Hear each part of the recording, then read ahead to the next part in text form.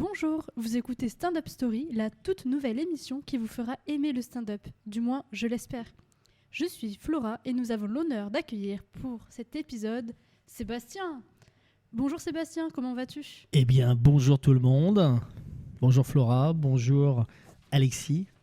Je te remercie d'avoir accepté cette invitation. Donc toi, tu es responsable du café-théâtre Le Grenier du Rire, situé dans le 17e arrondissement de Paris, à côté de la place des Ternes, où se jouent donc des spectacles toute l'année, le midi et le soir, depuis plus de 40 ans. Le concept est plutôt intéressant et novateur. D'après ce que j'ai compris, le public mange et assiste à un spectacle. Est-ce que tu pourrais nous en dire un peu plus, s'il te plaît ? Oui, tout à fait. Alors, ça fait partie des derniers dîners-spectacles parisiens. Le lieu, il est né en 1976. C'est une crêperie à la base. Et il y a toujours eu des artistes qui sont venus jouer sur scène avec la dame qui faisait des crêpes à l'époque. Et puis, ça a failli être 3 fois un kebab. On a sauvé le Grenier du Rire d'un kebab 3 fois de suite. Et en fait, à chaque fois, il y a eu des repreneurs. Et moi, j'ai repris cette salle en 2018, c'est ça, en 2018. Et j'ai vraiment modernisé le concept du dîner-spectacle. Parce que c'est vrai qu'à Paris, le dîner-spectacle était un peu vieillissant. Les artistes ne voulaient pas forcément venir en dîner-spectacle. Parce qu'ils disaient, ouais, c'est un peu naze, il n'y a que des vieux et tout. Et c'est vrai que nous, au Grenier du Rire, on reçoit tout le monde, des nouvelles générations, des jeunes, des anciennes générations. Et maintenant, il y a plein d'artistes qui veulent venir chaque année jouer sur scène devant les spectateurs du Grenier du Rire. Est-ce que tu pourrais développer un petit peu, s'il te plaît, au niveau du concept ? Je peux le faire. Tout à fait, Flora, je peux le faire. En fait, le concept, il est très simple. En fait, les gens viennent dîner à 19h. C'est un dîner-spectacle. Donc, il n'y a pas de spectacle sans dîner et de dîner sans spectacle.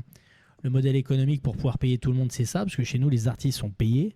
Et ça, c'est important de le dire. Parce qu'à Paris, il y a tellement de lieux où les artistes ne sont pas payés que voilà.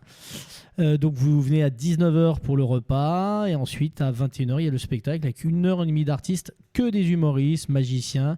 Nous, on est vraiment spécialisés dans le rire et la bonne humeur. Donc, magiciens, humoristes, imitateurs, voilà. Stand-upper. Il y a plein de gens qui passent. Bah, c'est super. Bah, écoute, là, je te propose que tu répondes à certaines de mes questions qui vont être un petit peu décalées avant de continuer dans la partie interview par rapport à ton parcours. Ça fait mal ou pas ? Non, ça devrait aller. Alors, pourrais-tu nous donner 3 traits de personnalité qui ne te correspondent pas, s'il te plaît ? Ah, 3 traits. Ah ouais, d'accord. Comme je suis un peu dyslexique, j'ai tendance à mélanger les choses alors qu'ils ne me correspondent pas. 3 traits qui ne me correspondent pas. Feignasse. Peureux et triste. Ça va ? Ça va. Et 3 traits maintenant qui te correspondent vraiment ? Bah vraiment, je sais, après c'est facile si je dis l'inverse, mais non, t'as pas le droit. c'est pas le droit. Persévérant, passionné et bienveillant. Ok, super. Et un artiste que tu adores et un compliment que tu aimerais lui faire ? Ah là là, il y a plein d'artistes que j'adore. Un seul. C'est compliqué parce qu'en plus... Pas un ami à toi. Oui, non, mais voilà, si je donne des noms, après les autres, ils vont être vexés. Je vais parler de ma marraine, de la marraine du lieu, la Bajon, qui est une superbe artiste qui cartonne tout. Elle était aux Folies Bergères au mois d'avril dernier. Elle a fait l'Olympia l'année dernière et elle est en réécriture d'un nouveau spectacle. Voilà. Et elle vient au Grenier du Rire tester ses nouveaux sketchs assez régulièrement.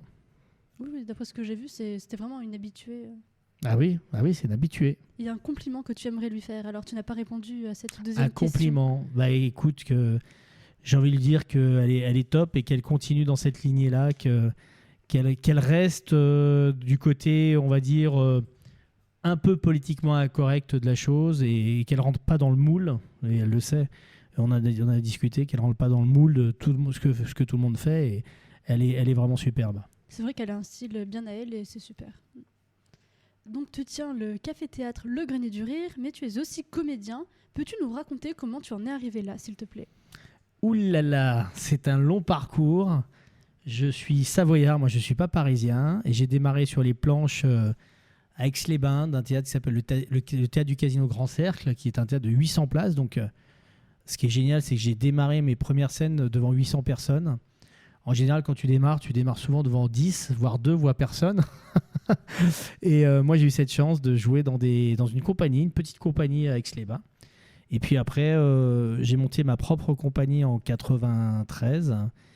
Et on a monté énormément de comédies. Alors au début, pas du one-man show, mais j'ai joué beaucoup dans des comédies. On a fait des reprises comme Le Père Noël est une ordure, des choses comme ça, Tout baigne. Tu faisais le Père Noël? Non, je faisais pas le Père Noël. Moi, je faisais le mec celui qui faisait l'ermite là. Comment il s'appelle, Monsieur. Bon, bref. Et donc voilà, j'ai fait en fait tous mes premiers pas en Savoie. Et j'ai fait des tournées dans des différentes salles. On a joué sur tout Rhône-Alpes. On était joué sur Clermont-Ferrand. On a fait plein de choses. C'était incroyable. Une superbe expérience. Et puis petit à petit, j'ai goûté au one-man show. Et puis voilà, j'ai commencé à faire des scènes un peu en Savoie, en one-man show. À l'époque, il n'y avait pas beaucoup d'endroits pour jouer comme il y a maintenant de partout en France. Donc j'ai démarré dans un petit lieu qui s'appelle La Grolle, dans l'Échrennes, en Savoie. S'il y a des Savoyards qui nous écoutent, ils comprendront. Et puis de fil en aiguille, voilà, je suis arrivé sur Paris petit à petit à partir de 2002. Et puis là, après, il y a plein de choses qui se sont passées parce que c'est vrai que c'est, comme je dis toujours, dans la vie, il faut être persévérant, faut croire en ses rêves. Moi, j'étais pas issu d'une famille d'artistes, j'avais personne dans le milieu du spectacle. Je suis parti avec mon sac à dos, je suis allé rejoindre mon meilleur pote sur Paris et puis les choses se sont présentées à moi. Alors, je fais des bonnes rencontres, des mauvaises rencontres, mais de très très bonnes rencontres en règle générale, puisque bon, j'ai rencontré un mec qui passait à l'époque à l'émission La Classe, que tu n'as peut-être pas connu, parce que tu es toute jeune. C'était une émission où il n'y avait que des one-man shows avec un animateur qui s'appelait Fabrice. Et c'était sur France 3, tous les soirs, ça passait. Donc il y a La Gaffe qui a démarré là-bas, Muriel Robin, Palmade, Bigard, Michel Larocque, tous ces gens-là ont démarré dans cette émission. Et donc je regardais ça un peu comme avec des yeux d'enfant, parce que je rêvais de faire ce métier et je ne savais pas comment faire. J'avais d'ailleurs écrit une lettre à Patrick Sébastien à l'époque pour lui demander comment on fait pour être artiste. Mais non, c'est vrai. Si. Il a répondu? Et il a répondu, ouais, il a répondu. C'était à l'époque où il faisait une émission qui s'appelait Sébastien c'est fou. Et je me souviens très bien encore de ce moment quand je vais à la boîte aux lettres chercher le courrier de mes parents et que je vois un courrier marqué Sébastien c'est fou. Et je me dis putain, j'ouvre le courrier, je dis à ma mère, putain, Patrick Sébastien m'a répondu, c'est incroyable, quoi. J'avais 13-14 ans. Et là, il me dit, écoute, moi j'ai rencontré mon comment on appelle ça, mon manager dans des cabarets parisiens. C'est très long, c'est très compliqué. Surtout, ne lâche pas la proie pour l'ombre. Et c'est marrant parce que quelques années après, quand je jouais au théâtre du Gymnase dans une pièce, j'ai eu l'opportunité après de le rencontrer à Brie-sur-Marne, sur les plus grands cabarets. Et je lui raconte l'anecdote. Il me dit, j'ai dû te dire, ne lâche pas la proie pour l'ombre. Et je dis, ouais, tout à fait. Et je lui dis, bah tu vois, j'ai écouté tes conseils et maintenant je suis au gymnase et je serai au Palais des Glaces le mois prochain. Et il me dit ouais, c'est génial, comment je peux t'aider et tout. Et il m'a envoyé jouer à Rocamadour avec toute l'équipe et on s'est vu là-bas. Il est venu voir la pièce le soir. Le régisseur m'a dit tiens, il y a quelqu'un qui t'attend. Et c'était un vendredi soir et donc en fait je vois Patrick qui était dans l'escalier en train de fumer sa clope et qui me dit putain, c'est génial, je l'ai vu 2 fois, une fois en DVD, une fois en vrai, c'est formidable quoi. Voilà. Donc tout ça, un parcours de dingue, tu vois, parce que moi dans ma vie de jeune Savoyard, je pensais jamais rencontrer autant de monde. Et puis très belle rencontre aussi, la famille Belmondo, où j'ai passé un concours en fait. Je ne savais pas que c'était la famille Belmondo, pour gagner 1 an de cours au sein de l'école L'Entrée des Artistes, qui est une école formidable, qui est dirigée par Olivier Belmondo à Paris. Et sur 150 personnes, ils en ont gardé 2, j'étais dans les 2. Et du coup, j'ai rencontré Olivier Belmondo, qui est devenu un ami très proche d'ailleurs. On a monté cette pièce ensemble, je suis devenu son témoin de mariage. C'était incroyable. Et puis bien sûr, Jean-Paul Belmondo, que j'ai pu côtoyer pendant 9 ans, ce qui était fou pour moi. Moi, je rêvais de voir ce monsieur quand j'étais gamin. Je m'étais caché dans le théâtre du Casino quand il était venu jouer à Aix-les-Bains pour le voir. Et puis, j'ai jamais osé lui parler. Et puis, en 2020, il est venu au Grenier du Rire passer une soirée avec nous. Et je lui ai raconté cette anecdote assez incroyable. Je me dis, c'est fou la vie, comme quoi dans la vie, tout peut arriver, quoi. Mais quel parcours! Ouais. Et franchement, je suis admirative, mais c'est génial. Il y a plein de choses qui sont... Mais voilà, en gros, c'est ça. Et donc, le One Man Show, le Grenier du Rire, donc en 2003-2004, je démarre au Grenier. Ça s'appelait le Grenier et pas le Grenier du Rire. Et j'ai un ami... bon, alors là, pour le coup, l'anecdote, elle est moins drôle, mais c'est pour vous dire que dans la vie, il y a des choses incroyables. En 2003, j'ai un ami très proche avec qui j'écris, qui s'appelle Jean-Marc Ferréol, qui était associé de cet endroit. Et il me dit, un jour, il me dit, tiens, tu peux pas me remplacer ce soir sur scène parce que j'ai un problème. Et je lui dis, pourquoi, qu'est-ce que tu peux pas jouer? Il me fait, t'as regardé les infos? Je dis, bah ouais, j'ai vu les infos. Il y a un avion qui s'est crashé à Sharm el-Sheikh. Il me fait, bah ouais, j'avais mon frère et ma belle-sœur dedans. Et du coup, je suis allé le remplacer et je suis resté 15 ans au Grenier. Et je l'ai repris le lieu en 2018. Voilà un peu le parcours. Donc, je continue de jouer en one-man show aussi en province, sur scène, avec mon spectacle, ça fait du bien. C'est justement la question que j'allais te poser. Est-ce que tu continues ton spectacle Ça fait du bien, que tu as coécrit avec Jean-Marc Ferréol et Vincent Leroy, si je n'écorche pas leur nom, non, c'est le ça. co-auteur d'Olivier de Benoît. Alors Vincent, ça a été le co-auteur d'Olivier de Benoît, exactement. Non, il travaille avec La Bajon, c'est son co-auteur aussi. Ils ont écrit plusieurs spectacles, aussi bien pour Olivier que pour La Bajon. Et on écrit ensemble en ce moment justement sur des nouveaux sketchs, parce que je vais aller fêter l'année prochaine mon grand retour à Aix-les-Bains le 11 octobre prochain au Théâtre du Casino Grand Cercle. Et je vais faire venir des gens aussi de l'équipe du Grenier du Rire pour fêter ça sur scène, quoi. Et c'est super. Et d'ailleurs, dans ce one-man show, tu parles de quel sujet en général, si tu peux les évoquer ici? Je parle de plein de sujets. Là, on est en cours d'écriture, donc je ne vais pas tout dire tout de suite, mais il y a des sujets de la vie du quotidien, l'âge qui avance, les phobies, tous les petits trucs qu'on a les uns et les autres. Voilà, il y aura plein de thèmes différents et variés, on va dire des thèmes qui sont un peu intemporels, quoi. Et qui vont toucher tout le monde. Et qui devraient toucher tout le monde. Mais oui, ça le sera.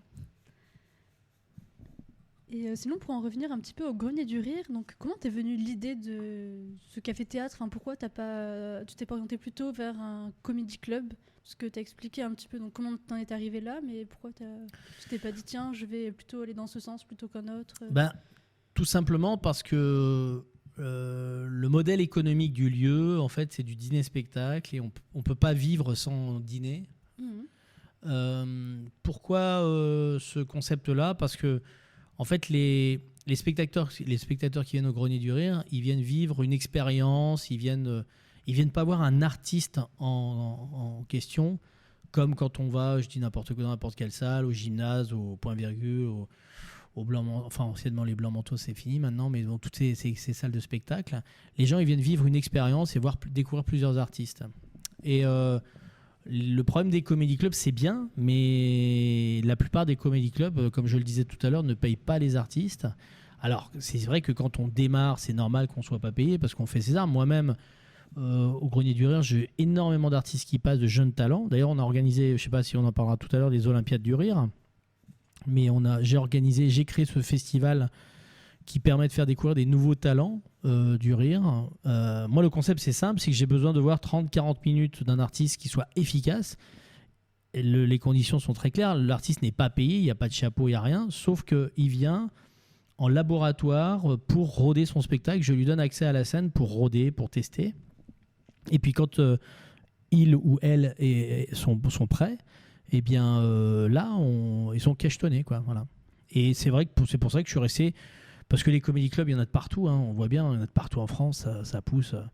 Dès qu'il y a un gars qui a un bout de bar et qui a 3 mètres carrés, où il ne sait pas quoi faire de ces 3 mètres carrés, il demande à des artistes de venir. Très souvent, les artistes n'ont même pas un verre, on leur paye même pas un verre, c'est vrai que c'est un on sujet les accueille qui est tendu, très mal. Et ça, je pense que c'est à toutes ces générations de jeunes de se rebeller contre ce système qui est pour moi un système un peu mafieux quelque part parce que en fait ils en ont rien à foutre des stand-uppers. Ce qu'ils veulent eux c'est faire du pognon et voilà. Donc après je dis pas que tout le monde est pareil, hein. Il y a des gens qui sont bienveillants, qui sont passionnés, qui font ça pour le spectacle vivant, donc voilà. Mais en tout cas si j'ai un conseil à donner à tous ces artistes qui arrivent, c'est faites attention où vous mettez les pieds. Quand on vous demande de payer votre verre, n'y allez pas parce que vous n'avez pas à payer à votre verre pour aller jouer, c'est pas normal, voilà. Quand on vous demande de faire venir 2 ou 3 personnes pour pouvoir passer sur scène, n'y allez pas. Il y a plein de lieux où vous pouvez venir. Venez au Grenier du Rire, il y a plein de lieux où moi je vais pas vous demander de venir faire venir 2-3 personnes. Il faut que ça reste bienveillant et honnête. Voilà. Après, je sais que le système, il s'arrêtera pas comme ça parce qu'il y a tellement de gens qui veulent jouer, et tellement de gens qui sont prêts à tout pour jouer. Pour s'entraîner, Pour parfois s'entraîner, c'est difficile de trouver un mais, lieu, donc on accepte un peu tout voilà. n'importe quoi. Essayer de jouer aussi dans des bonnes conditions, c'est-à-dire pas des conditions où il y a un match de foot qui joue en même temps pendant que vous passez. Voilà, il faut que les conditions soient quand même bonnes pour que l'artiste puisse tester ses sketchs, parce que l'humour, je veux dire, si tu balances une phrase et que tu as ta chute et que le spectateur n'entend pas ta chute parce qu'à côté tu as un mec qui gueule au bar ou parce que tu as des mecs qui regardent un match de foot, non. Donc je pense qu'il faut que tout ça soit fait de façon bienveillante pour les artistes. Et moi, comme je suis artiste, je sais ce que c'est la scène, donc c'est vrai, je comprends. Et quand vous venez au Grenier du Rire, on vous accueille. Vous êtes tous les artistes qui sont passés cet été sur les Olympiades du Rire ont tous fait le retour de dire c'est génial. On a été super bien accueillis, on a été considérés, on nous a payé un verre. Il y en a même qui ont mangé après un petit bout, voilà. Et c'est comme ça qu'il faut que ça se passe, et pas autrement. Oui, tu fais en sorte qu'ils soient vraiment dans de bonnes conditions, telles qu'ils le méritent. Mais c'est vrai, quand on démarre dans l'humour, malheureusement, des fois, on accepte peu importe les conditions. Du moment qu'on joue, on est déjà content et on s'estime heureux. Ouais. Et oui, c'est vrai que c'est un sujet assez controversé, on va dire. Bah oui, il y a que les artistes qui peuvent changer les choses. Tu as bien raison d'en parler, merci. Bah non, mais c'est normal. Moi, tu sais, il y a une chose que je ne supporte pas, c'est l'injustice. L'injustice me rend dingue et je trouve que c'est très injuste d'utiliser les gens à des fins financières. Voilà, il y a un moment donné, stop quoi. On est dans un monde, il faut arrêter de prendre les gens pour des cons. Et donc pour venir jouer chez toi, il faut avoir vraiment un 30-40 minutes Non. sûr que tu as validé ? Non. Alors après, pour être cachetonné, oui, il faut avoir passé 30-40 minutes sûres. Maintenant, si vous avez 5-7 minutes de sketch, bah, n'hésitez pas, vous m'appelez. Moi, en fait, vous savez, je ne fais pas passer de casting. Le casting, c'est le public qui le passe. Donc voilà. Bon, alors des fois, on a des très très belles surprises. Des fois, on a des mauvaises surprises. Mais c'est le jeu. C'est ça le spectacle. C'est le spectacle vivant. C'est-à-dire que les gens, ils viennent, ils font 5-7 minutes. Et puis ils reviennent, ils travaillent. Et puis moi, modestement, je leur dis, tiens, il y a ça il faudrait changer. Il y a la rythmique, il y a la mise en scène. Les vannes, elles sont pas assez fortes. J'essaie de leur donner des conseils avec l'expérience que j'ai, le recul et le retour scénique. Et souvent, les gens me disent « Ah là là, mais c'est vachement sympa parce que franchement, des fois, on va jouer dans des lieux et on ne sait pas pourquoi ils nous prennent pas ou ils nous disent rien. » Et il y a beaucoup d'artistes qui me disent « Merci, franchement », et qui retravaillent sur la partie technique ou la partie texte. Et en fait, ça les fait progresser, vraiment. Et il y a plein d'artistes qui ont vachement progressé depuis qu'ils viennent et qui ils reviennent. Mais c'est rare les personnes comme toi en fait qui donnent de leur temps pour pouvoir que les artistes en fait puissent progresser. Ouais, je pense que c'est important parce que moi, quand je suis arrivé à Paris, il y a personne qui m'a tendu la main. Enfin, en tout cas, des gens m'ont tendu la main, mais pas dans les salles de spectacle. Il y avait très peu de lieux à Paris. Il y avait le point-virgule qui faisait le tremplin. Il y avait le Field ça existe toujours le tremplin. Ouais, ça existe toujours. Il y a le Field qui faisait ça, mais bon, le Field, ils font passer des gens. Après, ça reste une scène ouverte, on va dire. Voilà. Mais il n'y a pas vraiment de conseils derrière. Tu vois, le Field. À l'époque du point-virgule, Marie-Caroline Burnat, qui était l'ancienne directrice du point-virgule, elle t'emmenait boire un coup en face au bar des Amis, et en sous-sol, elle nous prenait un à un, elle nous disait voilà ce qu'il faut que tu travailles. C'était la seule de Paris qui le faisait. Voilà. Les autres scènes ouvertes, le Field, ils ont une équipe d'animation, ils font passer des gens et voilà. Et c'est très bien puisque ça dure depuis des années. Donc voilà. Après, moi, ce que je trouve un peu dommage, c'est que l'équipe d'animation souvent se met en avant et met pas ça en avant les artistes. Mais bon, ça ce n'est que mon point de vue à moi, personnellement. Après, chacun a son concept aussi, ses valeurs, etc. Voilà, c'est ça. Chacun son concept. Maintenant, c'est vrai que ça reste une salle qui est quand même mythique, le Trévise, hein, parce que c'est vrai qu'il y a beaucoup d'artistes qui sont passés là-bas et c'est un beau théâtre. Donc, c'est sûr que si vous y allez, profitez de cette belle salle, quoi. Il y a plein de one-man shows qui se jouent. Exactement. Et d'ailleurs, chez toi, au niveau des guests, tu citais Labajon. Est-ce qu'il y en a d'autres que tu pourrais évoquer ? D'autres, on a De Benoît qui est passé. Il y a le comte de Boudherbala qui vient de temps en temps faire un petit coucou. Bon, après, il y a eu des artistes plus anciens. À l'époque, il y a eu les Vamps qui ont démarré au Grenier du Rire, mais il y a très longtemps. Il y a Christophe Alévèque qui a démarré aussi au Grenier du Rire. Il y a plein d'artistes qui sont passés, et puis il y en a plein aussi moins médiatiques, mais qui sont arrivés avec 2 sketchs, qui ont écrit des spectacles. Je pense à José Cruz, par exemple, qui a fait un gros carton. D'ailleurs, il a fait une vidéo, mais il y a déjà un moment, il a fait plus de 10 millions de vues sur YouTube, la trottinette portugaise, c'est super drôle. Voilà, quoi. Et puis, non, c'est top parce que c'est assez varié. On a vraiment beaucoup de monde, des humours complètement différents. Et des magiciens aussi. Et des magiciens, c'est aussi ce qui fait le plus de ce lieu, c'est qu'on a de l'humour, mais de la magie avec un magicien humoriste, entre autres Loïc Marquet, qui est un des piliers et qui est extraordinaire. Qui fonctionne très bien. Ah ouais, c'est vraiment top. C'est un cartomane, je sais plus si on dit ça, un cartomane, non? C'est un cartomane. Il est spécialisé dans les cartes, on va dire, voilà. Je vais me faire engueuler s'il écoute. Il va me dire putain, mais qu'est-ce que tu racontes comme connerie là? C'est pas possible. Tu pouvais pas apprendre le mot avant d'y aller. Non, c'est un super. Et on a plein d'humoristes, un imitateur, Yann Jamais aussi qui est arrivé. On a dans les récurrents David Bugnac, Olivier Perrin, Michel Vivacois. Amaury Gonzague, Maxime, je vais en oublier d'autres parce qu'il y en a plein. Il y a énormément il y a beaucoup de gens qui passent. Ouais.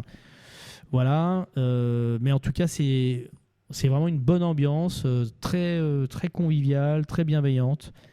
Il y a vraiment pas de gens qui se prennent la tête parce qu'on fait un métier d'humour et de détente. Et quand je vois des fois des petits jeunes qui arrivent et qui roulent les mécaniques alors qu'ils n'ont rien fait, et qui pensent qu'ils sauvent des vies alors qu'on fait juste rire. Et c'est vrai que faire rire les gens, c'est super, mais on ne sauve pas des vies non plus. Donc il faut relativiser les choses, quoi. Et en plus du Grenier du Rire, parfois j'ai l'impression que tu fais des partenariats avec des mairies. C'était le cas pour l'Olympiade du Rire. C'est bien ça? Alors en fait, les Olympiades du Rire, quand j'ai imaginé ce concept, je ne pensais pas que ça prendrait autant de valeur, autant d'ampleur. Et je pensais qu'on allait rester pour faire la grande finale au Grenier du Rire. Et puis en fait, il y a eu tellement de monde. Et à la fin, la finale, il y avait tellement de gens qui voulaient venir que j'ai contacté la mairie du 17e qui m'a tout de suite dit oui. Geoffroy Boulard, le maire, et toute son équipe, Alix, Marine, toutes et tous, enfin tous les gens de la mairie, quoi. Et on a fait ces Olympiades du Rire, cette finale, le 6 octobre dernier. Avec plein de partenaires, des partenaires pour le son, pour l'image, Décroche la Lune Production, Pi Concept, des photographes qui sont venus. Tout le monde est venu bénévolement pour cette première édition et ça a été un gros carton parce que même les mairies environnantes en ont entendu parler et on dit au maire, tiens, c'est quoi les Olympiades du Rire? C'est vachement bien, dis donc, on ne pourrait pas faire ça chez nous. Et bon, voilà. Et donc, je suis super content parce que ça a été une belle scène pour les artistes qui sont passés, parce qu'il y a plus de 250 personnes dans la salle. Et puis, j'espère qu'on va renouveler l'expérience très vite. On en pour parler de faire la seconde édition l'année prochaine. Donc, on va voir. On croise les doigts. Mais oui, c'est super. Et d'ailleurs, est-ce que tu as prévu une tournée hors Paris ou tu préfères rester à la capitale ? Non, on développe le Grenier du Rire fait son show, se déplace de partout, sur la France, la Suisse, la Belgique. On travaille aussi bien pour les mairies, pour les associations, pour les entreprises. Voilà, là, on va jouer à Dreux le 21 mars prochain au Palais des Congrès, ça va être génial. On va faire 1000 personnes, c'est un truc de dingue. On a été joué à Reims, on va jouer de partout, on nous demande, quoi, et on essaie de développer. Et surtout aussi, le Grenier du Rire va arriver à Angers à partir du 14 février 2025. Ça démarre, c'est l'ouverture officielle d'Angers où chaque vendredi il y aura un Grenier du Rire là-bas avec des artistes de Paris qui seront sur place et on a 150 places là-bas à Angers. Donc ça va se développer et j'aimerais bien que d'autres Greniers du Rire se développent un peu sur la France, à droite à gauche. Donc je fais appel aux investisseurs. Si vous voulez ouvrir une salle de spectacle et avoir un réseau d'artistes que je peux vous vous fournir. Eh bien, le Grenier du Rire, c'est une sorte de label d'humour, comme Rire et Chanson. En fait, en France, il y a très peu de choses dans les labels, à part Rire et Chanson qui a le monopole radiophonique, et Montreux, après, qui a aussi sa marque. Mais le Grenier du Rire sera une marque à part entière de qualité, d'humoristes de qualité, qui seront validés dans le 17e sous ma direction artistique et qui après tourneront sur les différentes salles qu'on mettra en place. Ce qui va faire du boulot pour tout le monde, parce que là, les gens sont vraiment payés de partout où ils passent. C'est pas, il n'y a pas de chapeau, c'est vraiment des cachets d'intermittents du spectacle. Donc c'est aussi que ce que je trouve chouette dans le projet, c'est que ça va créer beaucoup de travail pour plein de gens, quoi. Que ce soit sur scène, que ce soit à la technique. Voilà. Et en plus, tout va bien se passer vu que tu es un pro de l'organisation. Oui, je suis un pro, ouais, c'est gentil, mais non, mais on essaye de faire au mieux pour que tout se passe bien. Il faut anticiper les choses quand on fait des gros projets. C'est sûr que tout doit être prêt. Et d'ailleurs, avec ton café-théâtre, quel type de public tu attires ? J'ai cru comprendre qu'il y avait beaucoup de réservations de groupes pour fêter des événements, comme des anniversaires, etc. Mais aussi des comités d'entreprise qui te contactent, c'est bien ça ? Oui, tout à fait. En fait, il y a plein de possibilités. On vient en famille, en couple, entre amis, en entreprise, en CSE. Et on a 40 places aux 3 rue Renquin. Mais maintenant, il y a une autre salle aussi, avec qui je suis partenaire, qui s'appelle le Beat Jazzy, qui est dans le 18e. Et on organise des sessions Grenier du Rire là-bas. On peut avoir jusqu'à 90 personnes. Donc on s'est développé parce qu'on a refusé tellement de monde l'année dernière avec le succès du Grenier du Rire.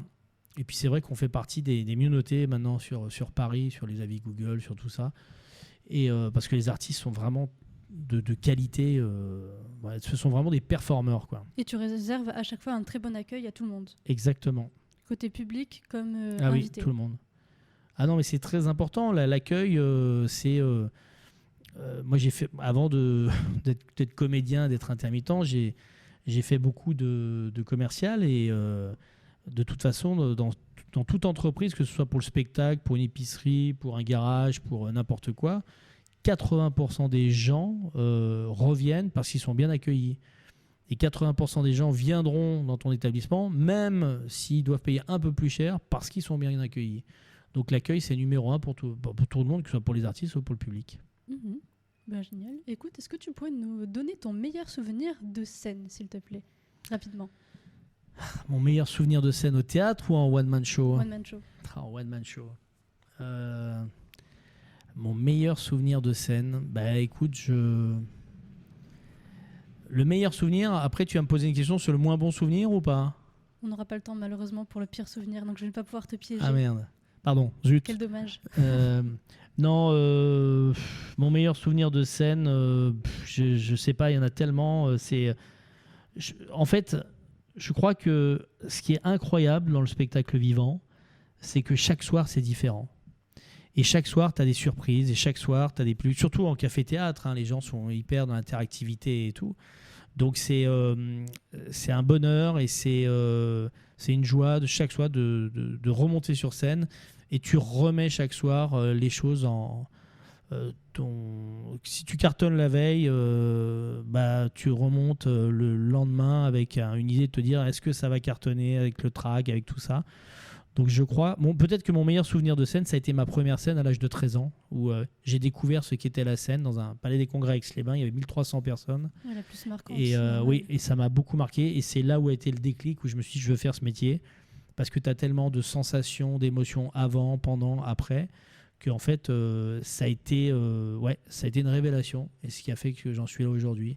Grâce, je le dis toujours, à mon prof de sport, Pierre Robert, à Aix-les-Bains. Pierre, si vous écoutez, magnifique, qui m'a donné cette chance de me donner 5 minutes pour monter sur scène, de faire un sketch avec des potes. Le sketch était complètement naze d'ailleurs, pourri, parce que c'était les débuts.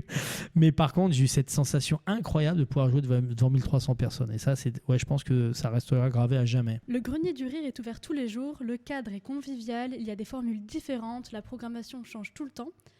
Je suppose que les auditeurs se demandent sûrement comment réserver. Sébastien, explique-nous. Alors c'est très facile, il suffit de nous appeler. Alors il y a le site internet legrenier-dinespectacle.com, mais aussi un téléphone, le 01 43 80 68 01, donc 01 43 80 68 01. Vous nous appelez pour réserver et puis on prendra avec grand plaisir les réservations, votre date, le nombre de personnes. Alors si vous venez fêter anniversaire, départ en retraite, enterrement de vie de garçon, vie de jeune fille, dites-le nous parce qu'il y a toujours une petite bougie sur le gâteau et un petit cadeau pour la personne qui fête son événement. Voilà, et ça sera super sympa, une soirée inoubliable. Et on peut aussi te suivre sur les réseaux Bien sociaux. sûr, Instagram, Facebook, LinkedIn. TikTok, je suis pas encore... faut que je m'y mette, mais c'est plus difficile. Mais bon, en tout cas, Instagram, Sébastien Molina, allez me suivre. Je suis beaucoup dans les médias en ce moment. Vous voyez, ce soir, sur Speed Radio, j'étais sur Europe 1 il y a 2-3 jours. Aux Grandes Gueules, il y a 15 jours. Et je vais faire d'autres médias parce que je suis un résistant et parce que je me bats contre la mairie de Paris pour que le spectacle vivant reste vivant. Voilà. Et tu as bien raison. Merci beaucoup Sébastien pour ta venue. L'émission touche à sa fin et nous vous remercions d'avoir écouté Stand Up Story, la toute nouvelle émission qui vous fera aimer le stand-up, du moins on l'espère. Bonne journée à vous tous et à la semaine prochaine.